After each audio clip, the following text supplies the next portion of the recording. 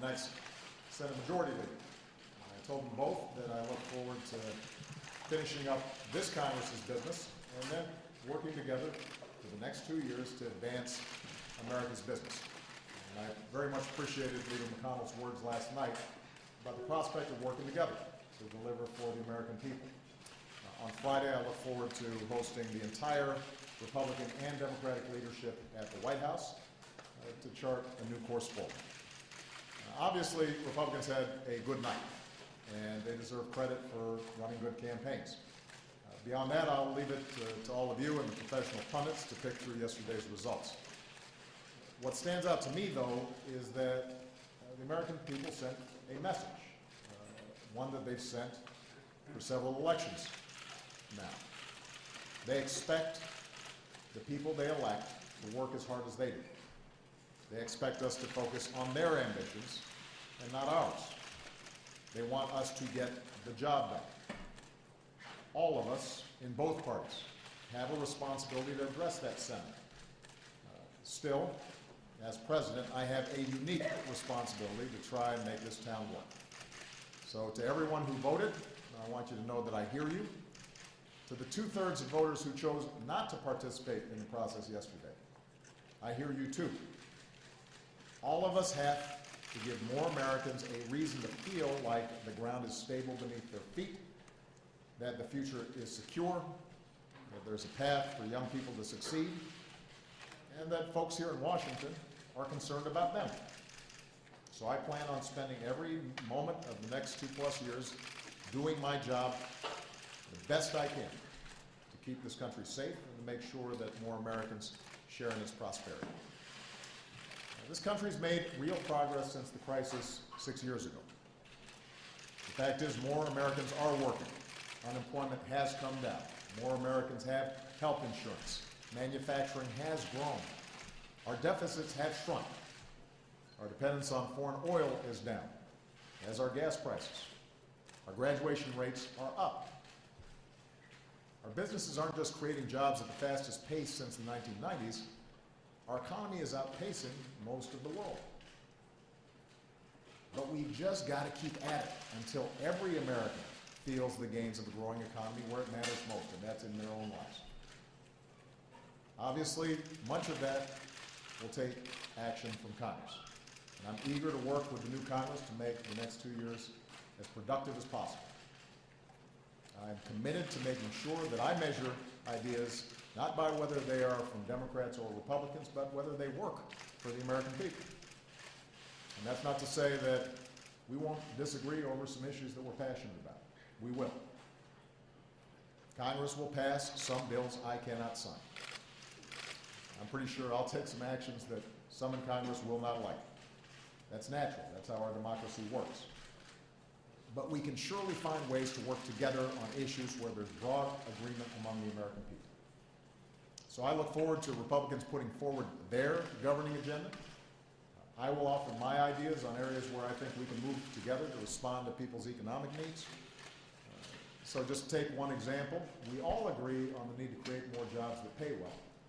Traditionally, both parties have been for creating jobs rebuilding our infrastructure, our roads, bridges, ports, waterways. I think we can hone in on a way to pay for it through tax reform that closes loopholes and makes it more attractive for companies to create jobs here in the United States. We can also work together to grow our exports and open new markets for our manufacturers to sell more American-made goods to the rest of the world. And that's something I'll be focused on when I travel to Asia next week. We all share the same aspirations for our young people. And I was encouraged that this year Republicans agreed to investments that expanded early childhood education. I think we've got a chance to do more on that front. We've got some common ideas to help more young people afford college and graduate without crippling debt so that they have the freedom to fill the good jobs of tomorrow and buy their first homes and start a family. And in the 5 states where a minimum wage increase was on the ballot last night, voters went 5 for 5 to increase it. And that will give about 325,000 Americans a raise in states where Republican candidates prevail. So that should give us new reason to get it done for everybody with a national increase in the minimum wage. So those are some areas where I think we've got some real opportunities to cooperate, and I am very eager to hear Republican ideas for what they think we can do together over the next couple of years. Of course, there's still business on the docket that needs attention this year. And here are 3 places where I think we can work together over the next several weeks before this Congress wraps up for the holidays.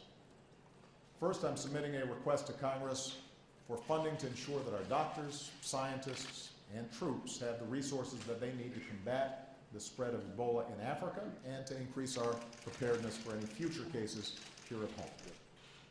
Second, I'm going to begin engaging Congress over a new authorization to use military force against ISIL. The world needs to know we are united behind this effort, and the men and women of our military deserve our clear and unified support. Third, back in September, Congress passed short-term legislation to keep the government open and operating into December. That gives Congress 5 weeks to pass a budget for the rest of the fiscal year. And I hope that they'll do it in the same bipartisan, drama-free way that they did earlier this year.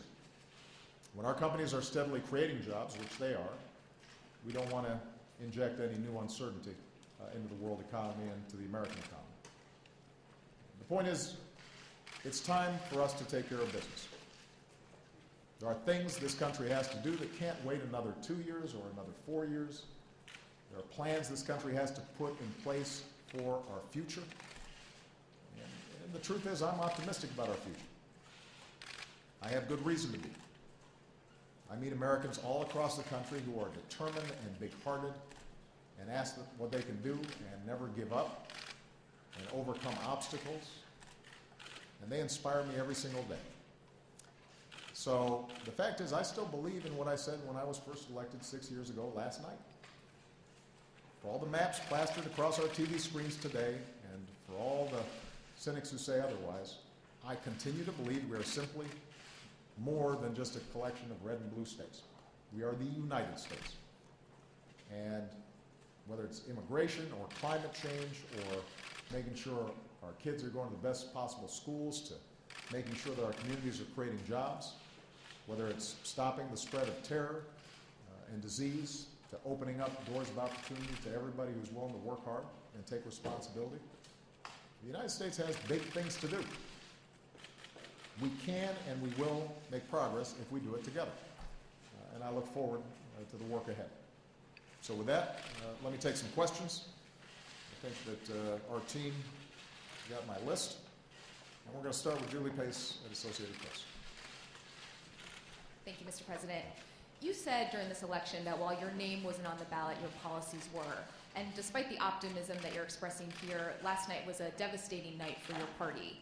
Given that, do you feel any responsibility to recalibrate your agenda for the next 2 years? And what changes do you need to make in your White House and in your dealings with Republicans in order to address the concerns that voters express with your administration? Well, as I said in my opening remarks, the American people overwhelmingly believe that this town doesn't work well and that it is not attentive to their needs. And as president, they rightly hold me accountable to do more to make it work properly. I'm the guy who's elected by everybody, not just from a particular state or a particular district. And they want me to push hard to close some of these divisions, break through some of the gridlock, and get stuff done. So the most important thing I can do is just get stuff done and help Congress get some things done. In terms of agenda items, though, Julie, if you look, as I just mentioned, to a minimum wage increase, for example. Now, that's something I talked about a lot during the campaign. Where voters had a chance to vote directly on that agenda item, they voted for it. And so I think it'd be hard to suggest that people aren't supportive of it. We know that the surveys consistently say they want to see that happen. The key is to find areas where the agenda that I've put forward, one that I believe will help strengthen the middle class and create more ladders of opportunity into the middle class and improve our schools and make college more affordable to more young people and make sure that we're growing faster as an economy and we stay competitive. The key is to make sure that those ideas that I have overlap somewhere with some of the ideas that Republicans have. There's not going to be perfect overlap. I mean, there are going to be some ideas that I've got that I think the evidence backs up would be good for the economy. And Republicans disagree. They're not going to support those ideas. But I'm going to keep on arguing for them because I think they're the right thing for the country to do. There are going to be some ideas that they've got that they believe will improve the economy or create jobs that, from my perspective, isn't going to help middle-class families improve their economic situation. So I probably won't support theirs. But I do think there are going to be areas where we do agree on infrastructure, on making sure that we're boosting American exports. And part of my task then is to reach out to Republicans, make sure that I'm listening to them. I'm looking forward to them putting forward a very specific agenda in terms of what they would like to accomplish. Let's compare notes in terms of what I'm looking at and what they're looking at. And let's get started on those things where we agree. Even if we don't agree 100%, let's get started on those things where we agree 70, 80, 90%. And if we can do that and build up some trust and improve how processes work in Washington, then I think that's going to give the American people a little bit more confidence that, in fact, their government is looking after them. But is there anything specific that you feel like you and your administration need to change given this disastrous election to your party and the message that voters sent? Julie, I think every single day I'm looking for how can we do what we need to do better. Whether that is delivering basic services the government provides to the American people, whether that is our capacity to work with Congress so that they're passing legislation, whether it's how we communicate with the American people about what our priorities and vision is. We are constantly asking ourselves questions about how do we make sure that we're doing a better job. And that's not going to stop. I think that every election is a moment for reflection. And I think that everybody in this White House is going to look and say, all right, what do we need to do differently? But the principles that we're fighting for, the things that motivate me every single day and motivate my staff every day, those things aren't going to change. There's going to be a consistent focus on how do we deliver more opportunity to more people in this country, how do we grow the economy faster, how do we put more people back to work. And I maybe have a naive confidence that if we continue to focus on the American people and not on our own ambitions or image or various concerns like that, that at the end of the day, when I look back, I'm going to be able to say the American people are better off than they were before I was president, and that's my most important goal. So, but the other thing I just want to emphasize is I've said this before, I want to reiterate. If there are ideas that the Republicans have that I have confidence will make things better for ordinary Americans, the fact that the Republicans suggesting it as opposed to a Democrat, that'll be irrelevant to me. I want to just see what works. And there are some things like rebuilding our infrastructure, early childhood education, that we know works. And I'm hoping that the kind of attitude and approach that Mitch McConnell and John Boehner have already expressed, their desire to get things done, allows us to find some common ground. Jeff Mason. Thank you, Mr. President. In 2010, you called the results of the midterm election shellacking. What do you call this?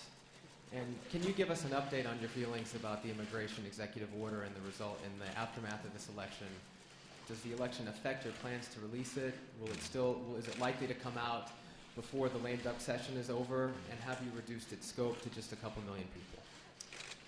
Well, as I said in my opening statement, there's no doubt that Republicans had a good night. And what we're going to make sure that we do is to reach out to Mitch McConnell and John Boehner, who are now running both chambers, in Congress and find out what their agenda is. And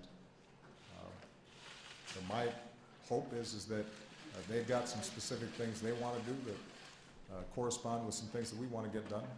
What's most important to the American people right now, the resounding message, not just of this election, but basically the last several, is get stuff done.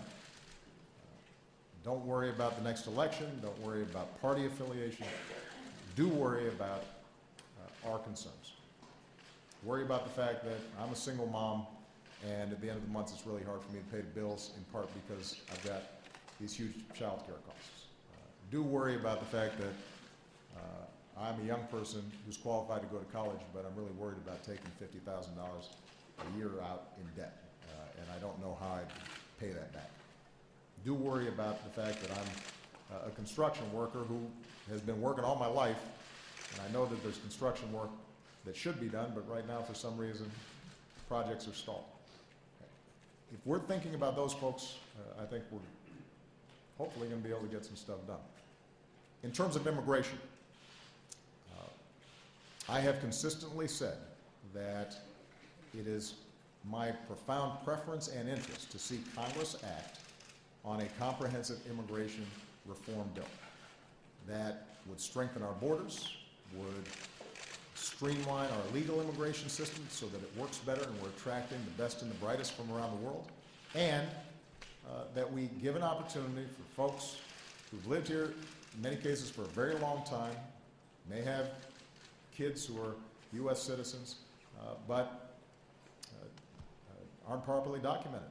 Give them a chance to pay their back taxes, get in the back of the line, but get through a process that allows them to get legal.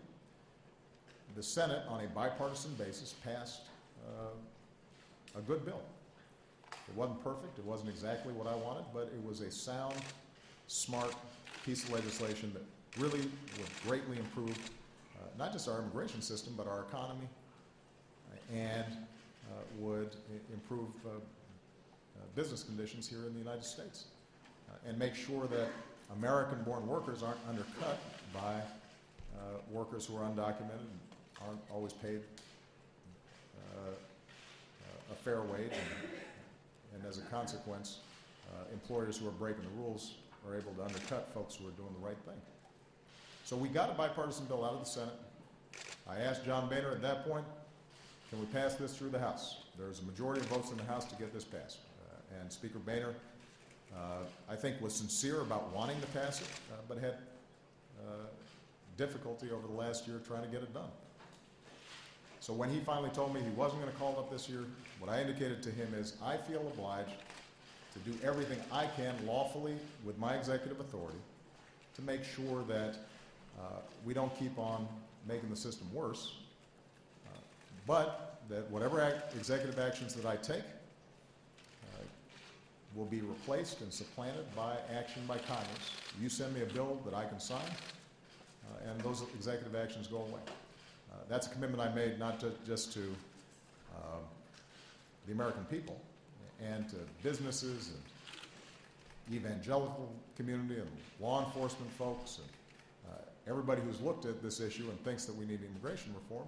That's a commitment that I also made to John Boehner, that I would act in the absence of action by Congress. So before the end of the year, we're going to take whatever lawful actions that I can take that I believe will improve the functioning of our immigration system, that will allow us to surge additional resources to the border, where I think the vast majority of Americans have the deepest concern. And at the same time, I'll be reaching out to both Mitch McConnell, John Boehner, and other Republican as well as Democratic leaders to find out how it is that they want to proceed. And if they want to get a bill done, whether it's during the lame duck or next year, I'm eager to see what they have to offer. But what I'm not going to do is just wait. I think it's fair to say that I've shown a lot of patience and have tried to work on a bipartisan basis as much as possible. And I'm going to keep on doing so, but in the meantime, let's figure out what we can do lawfully through executive actions to improve the functioning of the existing system. How will you make sure that that executive action has key public and private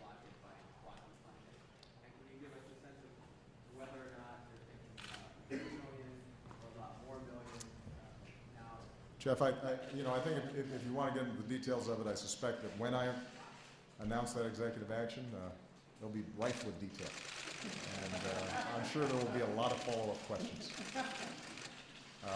Chris Jansen.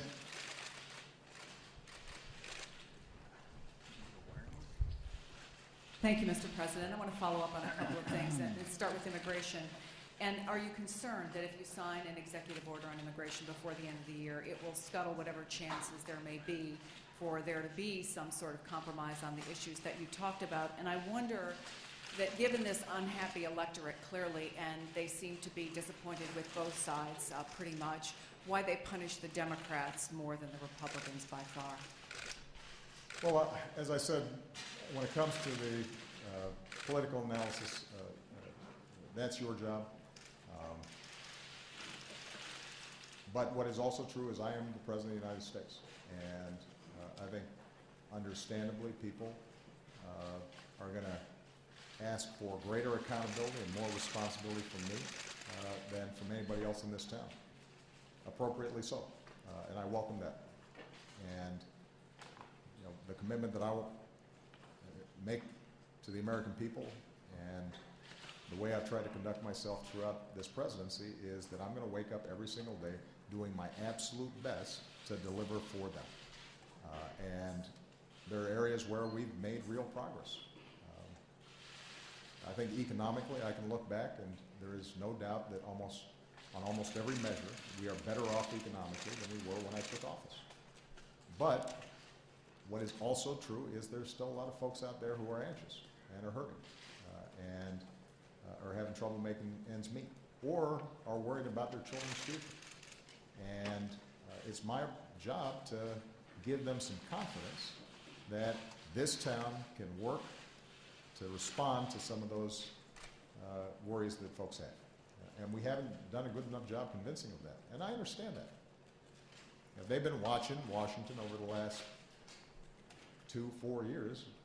What they've seen is a lot of arguing and a lot of gridlock, but not a lot of concrete actions, at least legislatively, that have made a difference in their lives. And so we've got to make sure that we do a better job, and I'm committed to doing that. On immigration, I know that concerns have been expressed that, well, if you do something through executive actions, even if it's within your own authorities, that that'll make it harder to pass immigration reform. I just have to remind everybody, I've heard that argument now for a couple of years. This is an issue I actually wanted to get done in my first term, and we didn't see legislative action. And in my second term, I made it my top legislative priority. We got really good work done by a bipartisan group of senators, but it froze up in the House.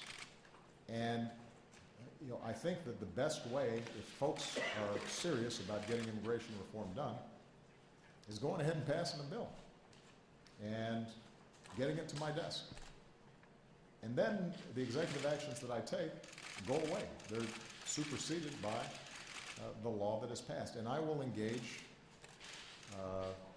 any member of Congress who's interested in this, in how we can shape legislation that will be a significant improvement over the existing system. But what we can't do is just keep on waiting. There's a cost to waiting. There's a cost to our economy.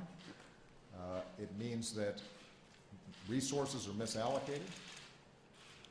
When the issue of unaccompanied children cropped up during the summer, there was a lot of folks who perceived this as a major crisis in our immigration system.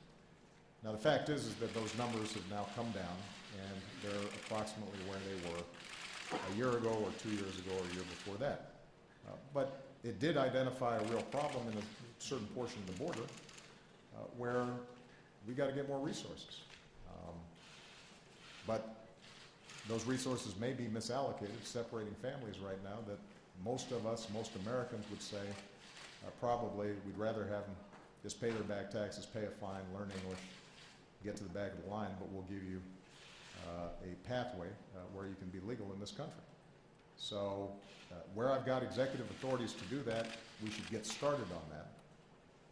But I want to emphasize once again, if in fact Republican leadership wants to see an immigration bill passed.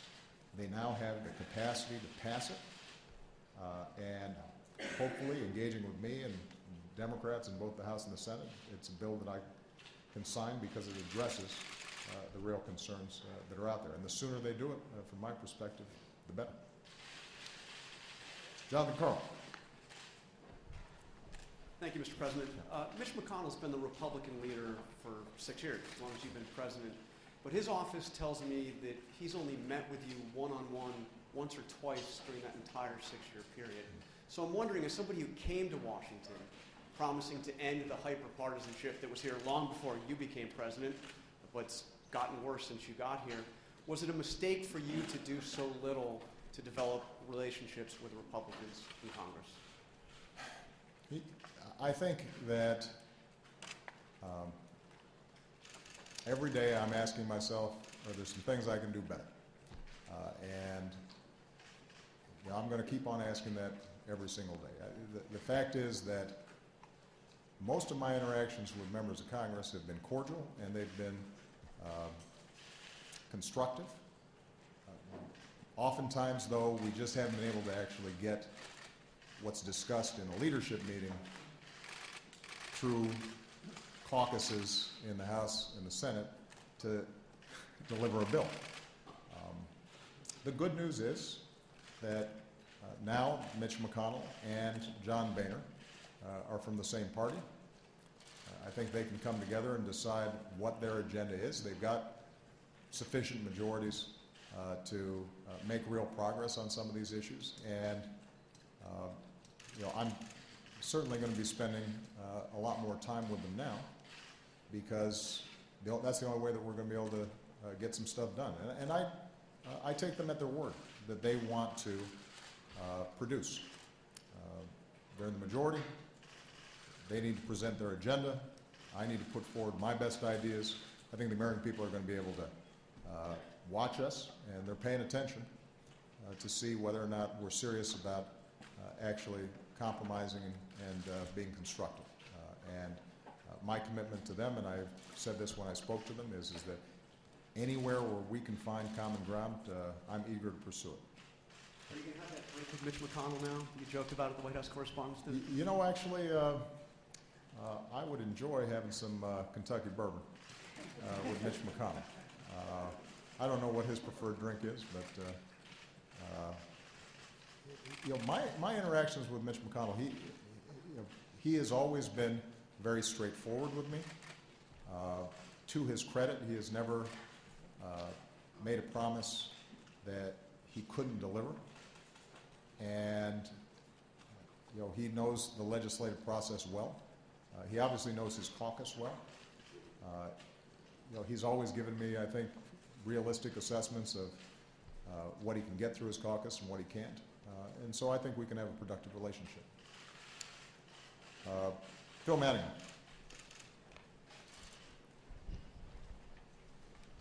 Thank you, Mr. President. Another deadline coming up is your negotiators by November 24th have to figure out if they're going to reach a deal with Iran on a nuclear a nuclear agreement. I'm interested what your current perspective is on how those negotiations are going.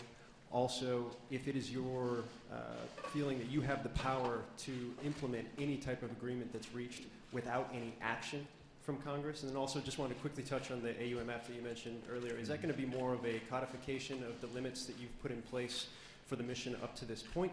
Or what should we be looking for on that when you send it to the Hill? Thank you. On the AUMF, the leaders are going to be coming here on Friday. It'll be an expanded group, not just the 4 leaders, but a larger group who all have an interest in the issues we're discussing today. And I'm actually going to invite Lloyd Austin, the CENTCOM commander, to make a presentation about how our fight against ISIL is proceeding. And I think to answer questions and assure that Congress is fully briefed on what we're doing there. With respect to the AUMF, we've already had conversations with members of both parties in Congress. And the idea is to right-size and update whatever authorization Congress provides to suit the current fight rather than previous fights. In 2001, after the heartbreaking tragedy of 9/11, we had a very specific set of missions that we had to conduct, and the AUMF was designed to pursue those missions. With respect to Iraq, there was a very specific AUMF. We now have a different type of enemy. The strategy is different, how we partner with Iraq and other Gulf countries and the international coalition. That has to be structured differently. So it makes sense for us to make sure that the authorization from Congress reflects what we perceive to be not just our strategy over the next 2 or 3 months, but our strategy going forward. And it'll be a process of listening to members of Congress as well as us presenting what we think needs to be the set of authorities that we have. And I'm confident we're going to be able to get that done. And that may just be a process of us getting it started now. It may carry over into the next Congress. On Iran, because of the unprecedented sanctions that we put in place that really did have a crippling effect on Iran's economy, they've come to the table and they've negotiated seriously around providing assurances that they're not developing a nuclear weapon for the first time. And they have abided by the interim rules. We have been able to freeze their program, in some cases reduce the stockpile of nuclear material that they already had in hand. And the discussions, the negotiations have been constructive. The international community has been unified and cohesive. There haven't been a lot of cracks in our alliance. Even countries where we have some differences, like Russia, have agreed with us and have worked with us cooperatively in trying to find ways to make sure that we can verify and have confidence going forward that Iran doesn't have the capacity to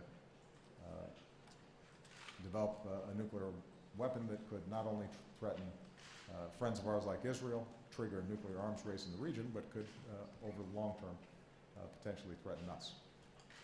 Whether we can actually get a deal done, we're going to have to find out over the next 3 to 4 weeks. We have presented to them a framework that would allow them to meet their peaceful energy needs. And if in fact what their leadership says, that they don't want to develop a nuclear weapon, if that is in fact true, then they've got an avenue here to provide that assurance to the world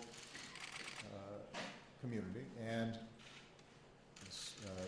in a progressive, step-by-step, verifiable way, allow them to get out from under sanctions so that they can re-enter as full-fledged members of the international community.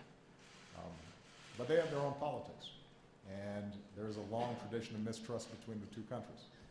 And there's a sizable portion of the political elite that cut its teeth on anti-Americanism and still finds it convenient to blame America for every ill that there is, and whether they can manage to say yes to what clearly would be better for Iran, better for the region, and better for the world is an open question. We'll find out over the next several weeks. Sir, on whether or not you have the power unilaterally to relax sanctions to implement an agreement? Yeah, there are a series of different sanctions. There are multilateral sanctions, there are UN sanctions, there are sanctions that have been imposed by us, this administration, unilaterally, and I think it's different for each of those areas. But I don't want to put the cart before the horse. What I want to do is see if we in fact have a deal. If we do have a deal that I have confidence will prevent Iran from getting a nuclear weapon, and that we can convince the world and the public will prevent Iran from getting a nuclear weapon, then it'll be time to engage in Congress. And I think that we'll be able to make a strong argument to Congress that this is the best way for us to avoid a nuclear Iran, that it will be more effective than any other alternatives we might take, including military action. but that requires it being a good deal. And I've said consistently that I'd rather have no deal than a bad deal, because what we don't want to do is lift sanctions and provide Iran legitimacy, but not have the verifiable mechanisms to make sure that they don't break out and produce a nuclear weapon. Okay. Ed Henry. I missed you guys. I haven't done this one. I know. I missed you. Thank you, Mr. President. I haven't heard you say a specific thing during this news conference that you would do differently. You've been asked it a few different ways. I understand you're going to reach out. You've talked about doing that before. It's almost like you're doubling down on the same policies and approach you've had for 6 years. So my question is, why not pull a page from the Clinton playbook and admit you have to make a much more dramatic shift in course for these last 2 years? And on ISIS, there's a pretty dramatic setback in the last few days with it appearing that the Syrian rebels have been routed. There are some Gitmo detainees who have rejoined the battlefield, helping ISIS and other terror groups, is what the reports are suggesting. So my question is, are we winning? Well, I think it's too early to say whether we are winning, because, as I said at the outset of the ISIL campaign, this is going to be a long-term plan to solidify the Iraqi government, to solidify their security forces, to make sure that in addition to our air cover, that they have the capacity to run a ground game that pushes ISIL back from some of the territories that they had taken, that we have a strong international coalition that we've now built, but that they are on the ground, providing the training, providing the equipment, providing the supplies that are necessary for Iraqis to fight on behalf of their territory. And what I also said was that in Syria, that's been complicated, and that's not going to be solved anytime soon. Our focus in Syria is not to solve the entire Syria situation, but rather to isolate the areas in which ISIL can operate. And there is no doubt that because of the extraordinary bravery of our men and women in uniform and the precision of our pilots and the strikes that have taken place, that ISIL is in a more vulnerable position, and it is more difficult for them to maneuver than it was previously. Now, there is a specific issue about trying to get a moderate opposition in Syria that can serve as a partner with us on the ground. That's always been the hardest piece of business to get done. There are a lot of opposition groups in Syria along a spectrum, from radical jihadists who are our enemies to folks who believe in inclusive democracy and everything in between. They fight among each other. They are fighting the regime. And what we're trying to do is to find a core group that we can work with, that we have confidence in, that we've vetted, that can help in regaining territory from ISIL, and then ultimately serve as a responsible party to sit at the table in eventual political negotiations that are probably some ways off in the future. That's always been difficult. As you know, one of the debates has consistently been, should the Obama administration provide more support to the opposition? Could that have averted some of the problems that are taking place in Syria? And as I've said before, part of the challenge is it's a messy situation. This is not a situation where we have one single, unified, broad-based, effective, reliable. No, let me answer the question, Ed. And so what we are going to continue to test is, can we get a more stable, effective, cohesive, moderate opposition? But that's not the sole measure of whether we are, quote-unquote, winning or not. Remember, our first focus, Ed, here is to drive ISIL out of Iraq. And what we're doing in Syria is, first and foremost, in service of reducing ISIL's capacity to resupply and send troops and then run back in over the Syrian border to eventually reestablish a border between Iraq and Syria, so that slowly Iraq regains control of its security and its territory. That is our number one mission. That is our number one focus. There are aspects of what's going on in Syria that we've got to deal with in order to reduce the scope of ISIL's operations. So, for example, our support for Kurds in Kobani, where they've been able to hold off ISIL and where we've been able to effectively strike ISIL positions consistently. That's not just because we're trying to solve a Syria problem. That's also because it gives us an opportunity to further weaken ISIL so that we can meet our number one mission, which is Iraq. In terms of things to do differently, I guess, Ed, the question you're asking is one actually I think I have answered. If you're asking about personnel or if you're asking about position on issues or what have you, then it's probably premature because I want to hear what Is there something about your leadership? Ed, what I'd like to do is to hear from the Republicans to find out what it is that they would like to see happen. And what I'm committing to is making sure that I am open to working with them on the issues where they think that there's going to be cooperation. Now, that isn't a change because I've suggested to them before that where they think there's areas of cooperation, I'd like to see us get some things done. But the fact that they now control both chambers of Congress, I think, means that perhaps they have more confidence that they can pass their agenda and get a bill on my desk. It means that negotiations end up perhaps being a little more real because they have larger majorities, for example, in the House, and they may be able to get some things through their caucuses that they couldn't before. But the bottom line that the American people want to know, and that I'm going to repeat here today, is that my number one goal, because I'm not running again, I'm not on the ballot, I don't have any further political aspirations. My number one goal is just to deliver as much as I can for the American people in these last 2 years. And wherever I see an opportunity, no matter how large or how small, to make it a little bit easier for a kid to go to college, make it a little more likely that somebody's finding a good paying job, make it a little more likely that somebody has high quality health care.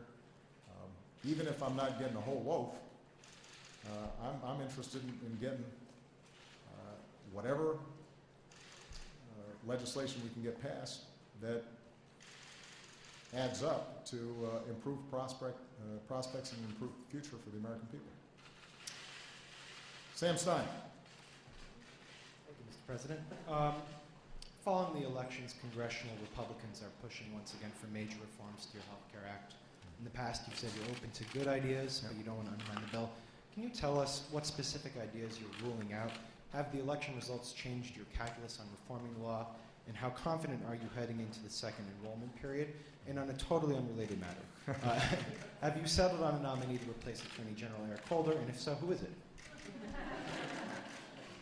You guys want to spread out your news a little bit, don't you? You don't want it all just one big bang. On the Attorney General, we have a number of outstanding candidates who we're taking a look at now, and in due course I will have an announcement. And you'll be there, Sam, when that's announced. But I'm confident that we'll find somebody who is well qualified, will elicit the confidence of the American people, will uphold their constitutional obligations and rule of law, and will get confirmed by the Senate. On health care, there are certainly some lines I'm going to draw. Repeal of the law, I won't sign. Efforts that would take away health care from the 10 million people who now have it, and the millions more who are eligible to get it, we're not going to support. In some cases, there may be recommendations that Republicans have for changes that would undermine the structure of the law.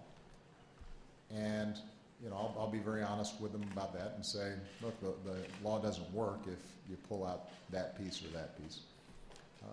On the other hand, what I have said is there's no law that's ever been passed that is perfect.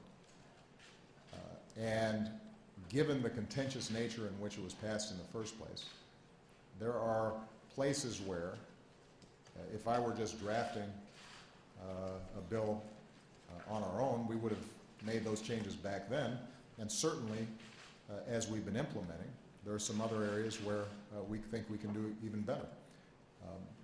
So, if in fact one of the items on Mitch McConnell's agenda and John Boehner's agenda is to make responsible changes to the Affordable Care Act to make it work better, I'm going to be very open and receptive to hearing those ideas. But what I will remind them is that despite all the contention, we now know that the law works. You've got millions of people who have health insurance who didn't have it before. You've got states that have expanded Medicaid to folks who did not have it before, including Republican governors who've concluded this is a good deal for their state. And despite some of the previous predictions, even as we've enrolled more people into the Affordable Care Act and given more people the security of health insurance, healthcare inflation has gone down every single year since the law passed, so that we now have the lowest increase in healthcare costs in 50 years, which is saving us about $180 billion in reduced overall costs to the federal government in the Medicare program. So we are, I think, really proud of the work that's been done, but there's no doubt that there are areas where we can improve it. So I'll look forward to seeing what list they've got of improvements. Is the individual mandate one of those lines you can't cross? Yeah, the individual mandate is a line I can't cross because the concept, borrowed from Massachusetts, from a law instituted by a former opponent of mine, Mitt Romney, understood that if you're providing health insurance to people through the private marketplace, then you've got to make sure that people can't game the system and just wait until they get sick before they go try to buy health insurance. You can't ensure that people with pre-existing conditions can get health insurance unless you also say, while you're healthy, before you need it, you've got to get health insurance. And obviously there are hardship exemptions. We understand that there's some folks who, even with the generous subsidies that have been provided, still can't afford it. But that's a central component of the law. In terms of enrollment, we'll do some additional announcements about that in the days to come. Starting in the middle of this month, people can sign up again. I think there are a number of people who, the first time around, sat on the sidelines in part because of our screw-ups on healthcare.gov. That's one area, Ed, by the way, it's very particular. We're really making sure that the website works super well before the next open enrollment period. We're double and triple checking it.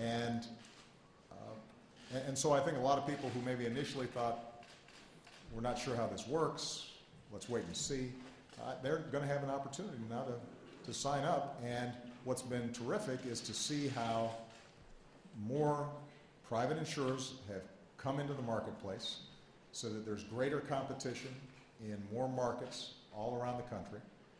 The premiums that have come in that are available to people and the choices that are available are better than a lot of people, I think, had predicted. So the law's working. That doesn't mean it can't be improved. Major Garrett. Thank you, Mr. President. And if you do miss us, allow me to humbly suggest we do this every week. We might. Who knows? I don't know. I'm having a great time. Let me go back to immigration. Moments before you walked out here, sir, Mitch McConnell said, and I quote, that if you, in fact, use your executive authority to legalize a certain number of millions of undocumented workers, it would poison the well, direct quote, and it would be like waving a red flag in front of a bull. Do you not believe that is the considered opinion of the new Republican majority in the House and Senate? And do you also not believe what they have said in the aftermath of last night's results, that the verdict rendered by voters should stop you or should prevent you from taking this action because it was a subtext in many of the campaigns? Yeah. Let me ask you a couple of specifics. Republicans haven't made a mystery about some of the things they intend to say. Do I have to write all these down? You're very well familiar with these. These will not be mysteries to you. But I, you know. Keystone XL pipeline, they will send you legislation on that. They will ask you to repeal the medical device tax as a part of a funding mechanism of the Affordable Care Act. And they have said they would like to repatriate some maybe $2 trillion of offshore revenue at the corporate level by reforming the corporate tax code without touching the individual tax code. To use your words, Mr. President, are any of those three lines you cannot cross, and also deal with what you perceive to be Republican attitudes about immigration? All right. I think, Major, that I answered the question on immigration. I have no doubt that there will be some Republicans who are angered or frustrated by any executive action that I may take. Those are folks, I just have to say, who are also deeply opposed to immigration reform in any form and blocked the House from being able to pass a bipartisan bill. I have said before that I actually believe that John Boehner is sincere about wanting to get immigration reform passed, which is why for a year I held off taking any action beyond what we'd already done for the so-called Dream Kids, and did everything I could to give him space and room to get something done. And what I also said at the time was, if in fact Congress, if this Congress could not get something done, then I would take further executive actions in order to make the system work better, understanding that any bill that they pass will supplant the executive actions that I take. So I just want to reemphasize this, Major. If in fact there is a great eagerness on the part of Republicans to tackle a broken immigration system, then they have every opportunity to do it. My executive actions not only do not prevent them from passing a law that supersedes those actions, but should be a spur for them to actually try to get something done. And I am prepared to engage them with every step of the way with their ideas. I think we should have further broad-based debate among the American people. As I've said before, I do think that the episode with the unaccompanied children changed a lot of attitudes. I think what may also change a lot of attitudes is when the public now realizes that that was a very temporary and isolated event, and that in fact we have fewer illegal immigrants coming in today than we did 5 years ago, 10 years ago, or 20 years ago. But that what we also have is a system that is not serving our economy well. So Republicans who say the election was a referendum, at least in part, on your intentions to use executive authority for immigration. As I said before, I don't want to try to read the tea leaves on election results. What I am going to try to do is, as president, is to make sure that I'm advancing what I think is best for the country. And here's an opportunity where I can use my administrative authorities, executive authorities, and lawfully try to make improvements on the existing system, understanding that that's not going to fix the entire problem, and we're much better off if we go ahead and pass a comprehensive bill. And I hope that the Republicans really want to get it passed. If they do, they're going to have a lot of cooperation from me. So let me just tick off on Keystone. There's an independent process. It's moving forward, and I'm going to let that process play out. I've given some parameters in terms of how I think about it. Ultimately, is this going to be good for the American people? Is it going to be good for their pocketbook? Is it going to actually create jobs? Is it actually going to reduce gas prices that have been coming down? And is it going to be on net something that doesn't increase climate change that we're going to have to grapple with? There's a pending case before a Nebraska judge about some of the siting. The process is moving forward, and I'm just going to gather up the facts. I will note, while this debate about Canadian oil has been raging, keep in mind this is Canadian oil, this isn't U.S. oil. While that debate has been raging, we've seen some of the biggest increases in American oil production and American natural gas production in our history. We are closer to energy independence than we've ever been before, or at least as we've been in decades. We are importing less foreign oil than we produce for the first time in a very long time. We've got a 100-year supply of natural gas that, if we responsibly tap, puts us in the strongest position when it comes to energy of any industrialized country around the world. When I travel to Asia or I travel to Europe, their biggest envy is the incredible homegrown U.S. energy production that is producing jobs and attracting manufacturing, because locating here means you've got lower energy costs. So our energy sector is booming. And I'm happy to engage Republicans with additional ideas for how we can enhance that. I should note that our clean energy production is booming as well.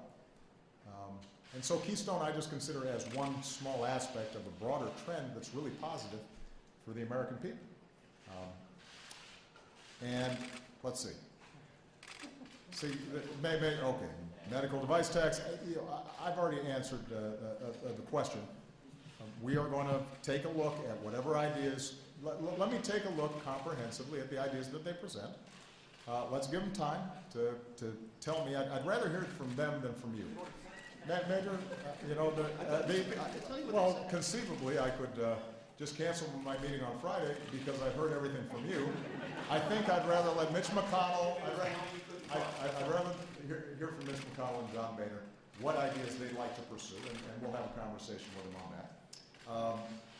On repatriation, I said in my opening remarks that there is an opportunity for us to do a tax reform package that is good for business, good for jobs, and can potentially finance infrastructure development here in the United States. Now, the devil's in the details. So I think conceptually, it's something where we may have some overlap, and I'm very interested in pursuing ideas that can put folks to work right now on roads and bridges and waterways and ports, and a better air traffic control system. If we had one, by the way, we could reduce delays by about 30%. We could reduce fuel costs for airlines by about 30%, and hopefully that translate into cheaper airline tickets, which I know everybody would be interested in. So there's all kinds of work we can do on our infrastructure. This may be one mechanism that Republicans are comfortable in financing those kinds of efforts. So that'll be part of the discussion that I think we're prepared for on Friday and then in the weeks to come leading into the new Congress. Whew. Major works me, man. Jim Acosta.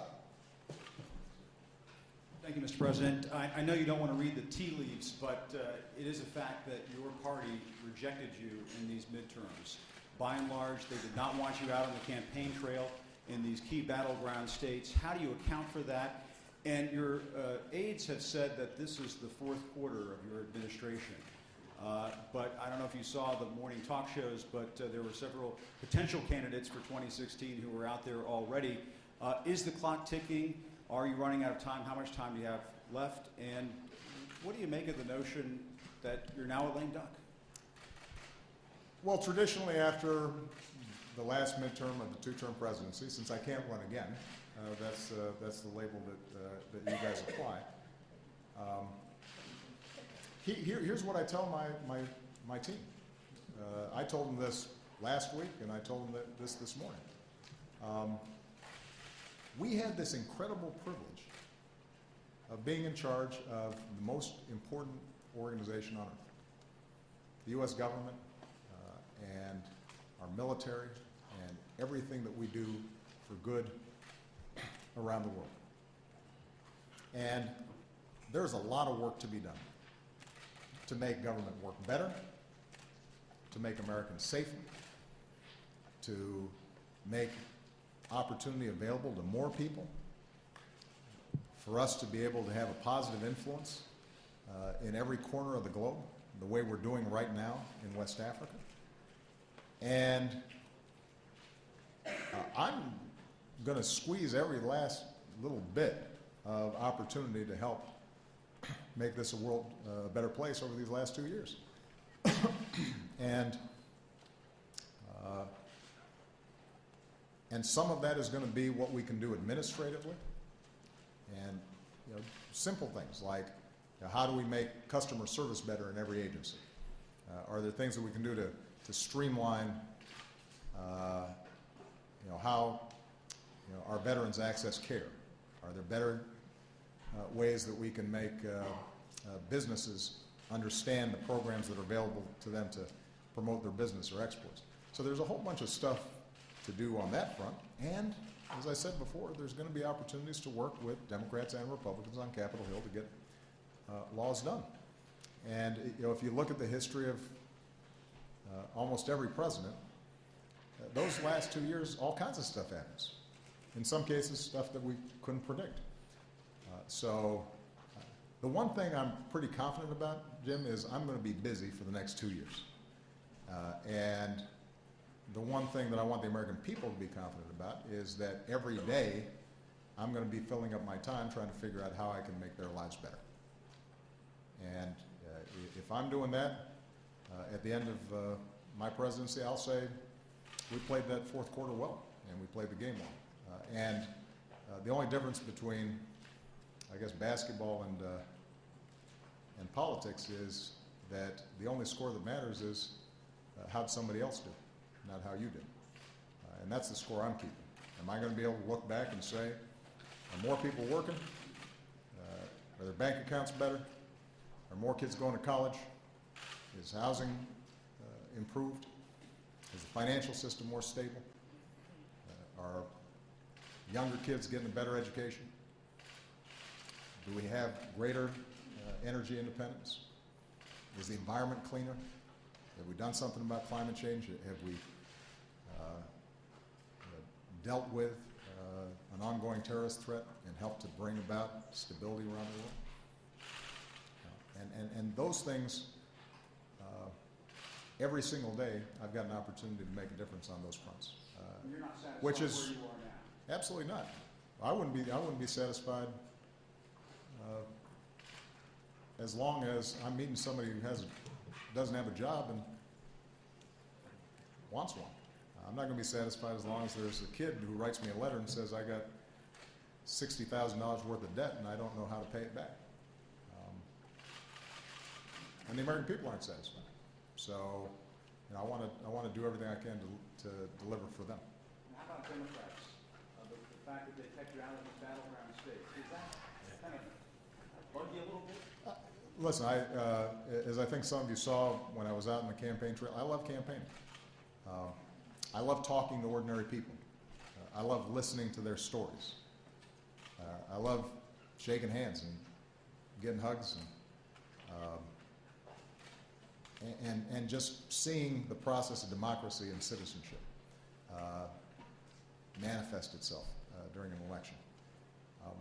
But I'm also a practical guy, and ultimately, every candidate out there had to make their own decisions about what they thought would be most helpful for them. And I want to make sure that I'm respectful of their particular region, their particular state or congressional district, and if it was more helpful for them for me to be behind the scenes, I'm happy to do it. I don't have.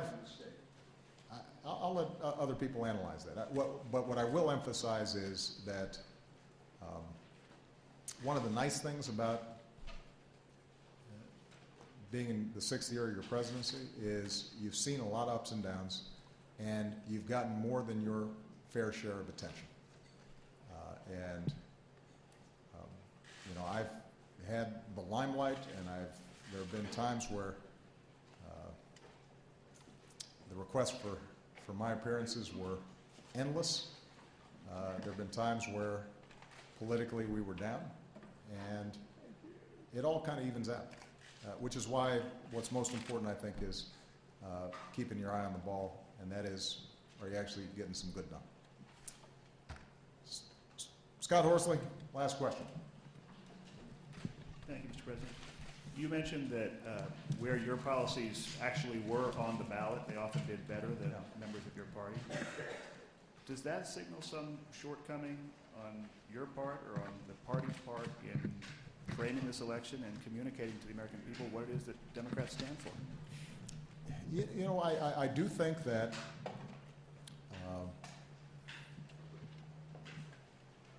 you know, one area where I know we're constantly experimenting and trying to do better is just making sure that people know exactly what it is that we're trying to accomplish and what we have accomplished in clear ways that people can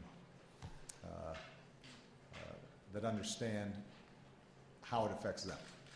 And you know, I think the minimum wage I talked about a lot on the campaign trail, but you know, I'm not sure it penetrated well enough to make a difference. Part of what I also think we've got to look at is the 2/3 of people who were eligible to vote and just didn't vote. One of the things that I'm very proud of in 2008 and 2012 when I ran for office was we got people involved who hadn't been involved before. We got folks to vote who hadn't voted before, particularly young people. And that was part of the promise and the excitement was if you get involved, if you participate, if you embrace that sense of citizenship, then things change. And not just in abstract ways, they change in concrete ways. Somebody gets a job who didn't have it before. Somebody gets health care who didn't have it before. Or a student is able to go to college who couldn't afford it before. And sustaining that, especially in midterms elections, has proven difficult. Sustaining that sense of if you get involved, you know, then and if you vote, then there's going to be big change out there. And partly, I think, when they look at Washington, they say nothing's working and it's not making a difference, and there's just a constant slew of bad news coming over the TV screen. Then you can understand how folks would get discouraged. But it's my job to figure this out as best I can. And if the way we are talking about issues isn't working, then I'm going to try some different things. If the ways that we're approaching the Republicans in Congress isn't working, you know, I'm going to try different things, whether it's having a drink with Mitch McConnell or letting John Boehner beat me again at golf, or you know, or weekly press conferences. I don't know if that would be effective, but you know, whatever I think might make a difference in this, you know, I'm going to be trying out up until my last day in office. But I'll close with what I said in my opening statement. I am really optimistic about America. I know that runs counter to the current mood. But when you look at the facts, our economy is stronger than just about anybody's. Our energy production is better than just about anybody's. We've slashed our deficit by more than half. More people have health insurance. Our businesses have the strongest balance sheets that they've had in decades. Our young people are just incredibly talented and gifted, and more of them are graduating from high school, and more of them are going on to college, and more women are getting degrees and entering into the workforce. And one part of the reason I love campaigning is you travel around the country, folks are just good. They're smart and they're hardworking, and they're not always paying a lot of attention to Washington, and in some cases they've given up on Washington, but their impulses are not sharply partisan, and their impulses are not ideological. They're really practical, good, generous people. So, and we continue to be a magnet for the best and brightest from all around the world. We have all the best cards relative to every other country on earth. Our armed forces, you talk to them. I had a chance this morning to just call some of